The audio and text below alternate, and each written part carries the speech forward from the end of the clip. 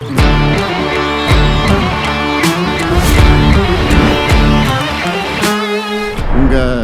Confidence லெவலை பார்க்கும்போதே அடுத்ததும் திமுக ஆட்சிதான்னு மக்கள் சொல்றது தெரியுது.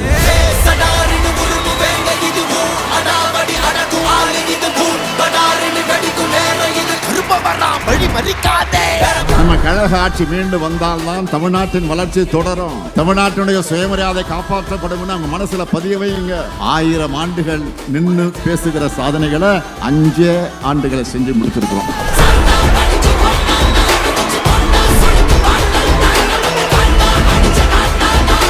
மகளிருக்காக நான் கொடுத்த உறுதிமொழிதான் உரிமை தொகை. அதுக்கு தடை போட நான் விட்டுருவேனா? அதனாலதான் மக்களுக்கு சர்ப்ரைஸ் கொடுத்து மக்கள் விரோதிகளுக்கு ஷாக் கொடுத்தோம். இதுதான் இந்த முத்துவேல் கருணாநிதி ஸ்டாலினுடைய ஸ்டைல்.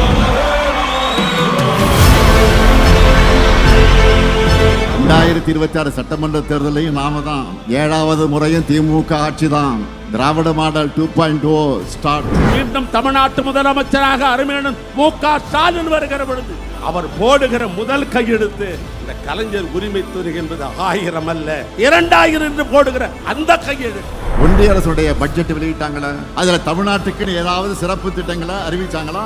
இதை தட்டி கேட்கிற துணிச்சலோ தைரியமோ பழனிசாமி அவளுக்கு இருக்கா? அவரை பொறுத்த வரைக்கும் போடு தோப்புக்காரன்னு சொன்னா ஸ்டாப் சொல்ற வரைக்கும் நான் ஸ்டாப்பா பெல்ட் அடிப்பார்.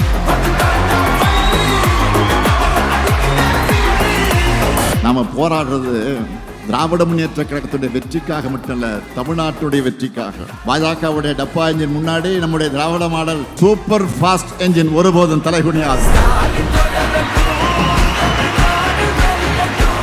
மீண்டும் சொல்லுகிறேன், தமிழ்நாடு அணியா டெல்லி அணியா என்ற இந்த ஜனநாயக போர்ல நம்முடைய தாய் தமிழ்நாட்டை காக்க அனைவரும் திமுக தலைமையிலான மதச்சார்பற்ற முற்போக்கு கூட்டணியை ஆதரிக்கணும். தொடர்ந்து வெல்ல உழைப்போம், மீண்டும் வெல்வோம், மீண்டும் மீண்டும் வெல்வோம், வெல்வோம் ஒன்றாக.